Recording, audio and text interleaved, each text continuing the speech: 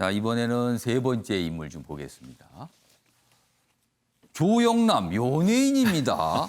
아침에 매일경제에 연예인이 등장하는 일은 이렇게 많지 않은데 오늘은 좀 등장을 했습니다. 어떤 사연이 있는 걸까요? 보겠습니다.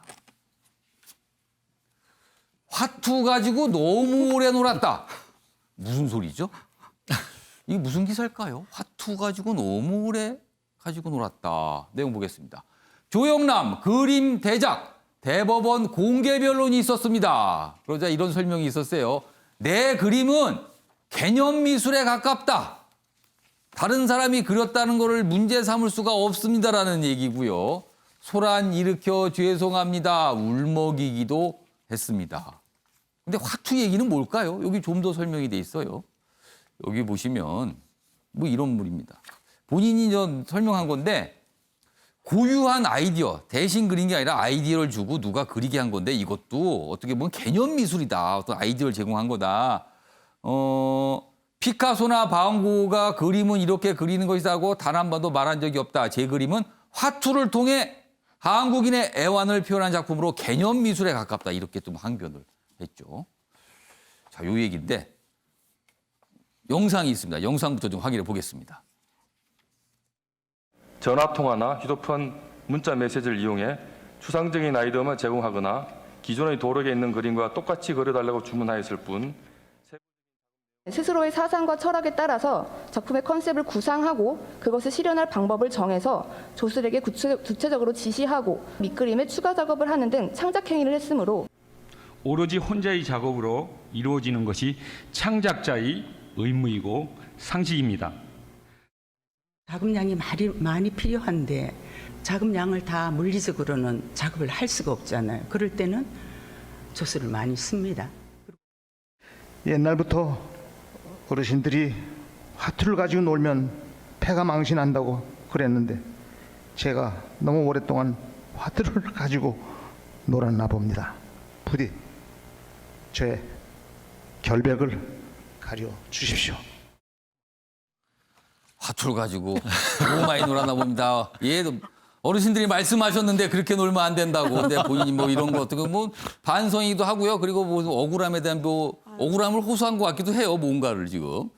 자, 최인영 변호사. 예. 이거 쟁점이 뭡니까? 그리고 어떻게 된 겁니까, 이거는? 죄명을 알아야죠. 죄명이 사기죄입니다. 사기. 네. 그리고 피해액이 한 1억 8천 정도 된다라고 하는데요. 2016년 그 무렵에 그때 사실 그 전 무렵에서 그 조영남 이 가수보다는 오히려 화가로서 굉장히 명성을 높였습니다. 이른바 이 말씀하신 것처럼 화투에 그려진 그림을 이 그 팝 아트로 했다라는 것으로 굉장히 유명했었는데요. 나중에 알고 봤다면 그 큰 그림의 대부분이 조수가 그렸고 결국 그 최종적으로 이제 조영남 씨는 일부 덧칠만 했다. 이런 식으로 해서 예. 결국 자기 이름을 그렇지만 사실 다른 사람이 그 대작 작가가 했는 것을 예. 마치 자기가 했는 것으로 해서 고가에 팔았다라는 것이 이른바 사기죄가 성립된다라는 취지로 해서 재판에 넘겼습니다. 예. 그런데 1심에서는 유죄를 선고를 했다가 예. 이 항소심 고등법원에서는 무죄를 선고를 했죠. 그런 이후에 이제 대법원까지 왔는데 대법원이 이게 중요하네요, 지금. 그렇죠. 최종심에 남겨놓고 지금 공개 변론을 했습니다. 사실 2016년에 그 형사 사건이 만 4년이 지난 이 시점까지 선고가 되지 않았다는 점에서 예. 우리나라 사법 시스템의 어떤 그 너무 지연되고 하는 그런 안타까움을 볼 수가 있는데요. 제가 그 흥미롭게도 제가 2016년 이 기소되기 바로 전에 예. 제가 그 조영남 씨의 자택을 제가 직접 방문했는 적이 있습니다. 굉장히 넓은 그 이 예. 거실에 굉장히 많은 그 작품들이 있었는데요. 예. 제가 직접 봤을 때는 제 앞에서 직접 많이 그리기도 하셔가지고 저게 굉장히 왜 문제가 되나 했는데 예. 사정은 있었습니다. 그렇지만 이 부분에 대해서 전체적인 어떤 전통적인 예. 어떤 그 그림에 대한 개념이냐 예. 아니면은 현대화가 어떤 화풍이냐 이걸 두고 논란이 벌어졌는데 예. 예술을 법적 잣대로 이 가름한다는 게 그만큼 어렵다는 게 이 부분이 어떤 우리에게 주는 그 시사점이 아닌가 생각합니다. 그러니까 전통적으로 그림은 처음부터 끝까지 화가 다 그려야지 이런 시각과 요즘 세상이 바뀌었는데 어떤 개념을 주고 그거를 누구한테 그리게 하고 이렇게 할 수도 있는 거 아닌가 뭐 이런 게 지금 맞서고 있으니까 법원이 고민에 빠져 있는 것 같습니다. 자, 아침에 매일경제는 유튜브로도 생중계되는 거 다들 아시죠? 여러 차례 제가 설명을 좀 드렸습니다. 그리고 댓글도 올리실 수가 있는데요. 오늘도 역시 여러 가지 댓글들이 왔습니다. 좀 소개해드리겠습니다. 첫 번째 댓글은 코로나19 확산과 관련된 건데요. 투잡이 무슨 문제라도 있나요? 코로나로 너무 확대 해석하지 맙시다. 그러니까 투잡과 포함해서 너무 좀 조명하는 것에 대해서 약간 불편하다는 의견도 주셨고요. 정의연과 관련해서 고통받은 분들 또 고통을 주는 효심 깊은 분들이네요. 약간 좀 뭔가 비판적인 거죠. 말이 효심이라 썼지만요. 후손으로서 부끄러운 줄 알아야 할 듯합니다. 이렇게 얘기하셨고요. 심사를 똑바로 못해서 사과를 하든지 책임을 지지 않고 해명도 안 하고 민주당이 문제다. 또 이렇게 지적하신 분도 있습니다. 이거 매섭게 또 질투했어요. 여론에 편승해서 따라가지 말고 기다리는 마음도 중요하다. 그리고요. 그렇게 고생한 할머니들 보면서 여성분은 뭐 하나? 역시 좀 질타가 있습니다. 그리고 김부겸 의원과 관련해서 두 가지 의견이 있습니다. 그나마 김부겸 의원 같은 사람이 민주당의 이미지를 좋게 하고 있다. 반면에 김부겸 댁을 위해서 뭐 했나? 이렇게 또 묻고 있기도 합니다. 매섭습니다. 저런 질문. 막상 당사자가 들으면 답하기가 쉽지가 않아요. 저런 부분들. 자, 이번엔 경제 기사로 좀 짧게 이어가 보겠습니다. 소비와 수출, 투자 최악입니다. 한국은행 코로나 지속된 올해 성장률 마이너스 1.8%. 원래 올해 성장률 마이너스 0.2인데 이거는 그나마 낙관적인 거다. 코로나 이 상황이 더 나빠지면 마이너스 1.8%까지 갈 수도 있다. 이렇게 전망이 돼 있습니다. 코로나가 진정되더라도 V자 반등, 이거는 급반등을 하는 거죠. 이거 쉽지 않다. 이런 전망까지 나오고 있습니다. 관련 영상 들어보겠습니다. 코로나19 전개 양상과 경기 흐름을 종합적으로 고려하여 올해 우리 경제의 성장률을 마이너스 0.2%로 내년 성장률을 3.1%로 전망하였습니다. 국내 경기는 코로나19가 전 세계적으로 확산됨에 따라 금년 상반기 중 크게 위축되겠으나 민간 소비와 상품 수출의 부진이 점차 완화되면서 완만하게 개선될 것으로 예상하고 있습니다. 경제, 우리의 생계, 먹고 사는 문제인데요. 지금 보면은 쉽지 않다는 겁니다. 그러니까 거꾸로 가는 거죠. 역선장입니다. 지금 정부도 고민 있고 뭔가 돈을 계속 풀고 있는 조치를 하고 있는데 과연 이걸로 되겠는가? 뭔가 근본적인 방법은 없는가? 이런 고민들이 계속 나오고 있습니다. 여기 보시면 제가 이 내용까지는 소개 안 드렸는데 다 우울합니다. 여기 보면 성장률 1%포인트 떨어지면 일자리 45만 개. 일자리가 45만 개면요. 여기에 예를 들어서 2명, 3명씩 식구가 있지 않습니까? 100만 명 이상이 또 힘들어지는 겁니다. 이런 경제 성장률이 안 되게 되면은요. 자, 이런 내용까지 좀 담겨 있습니다. 뭐 화면까지 강조돼 있습니다. 이렇게 점점 낮아지고 있다는 거예요.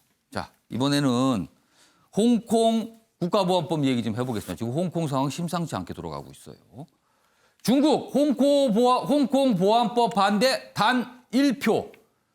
자, 중국 전국인민대표대회, 우리가 지금 국회입니다. 여기에서 법이 통과가 됐는데 찬성이 2,800명 이상, 압도적인데 반대는 딱 한 표가 나왔답니다.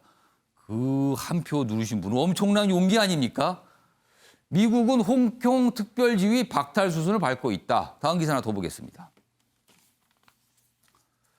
홍콩 정치적 자유의 사망 선고다. 중국, 미국의 제재는 미친 짓이다.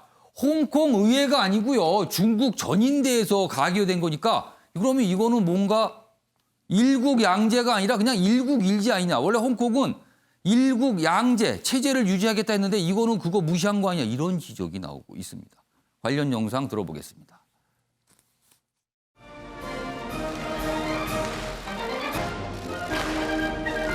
提到全国人大刚通过的有关维护国家安全的决定，也表明要使一国两制行稳致远，维护香港长期繁荣稳定。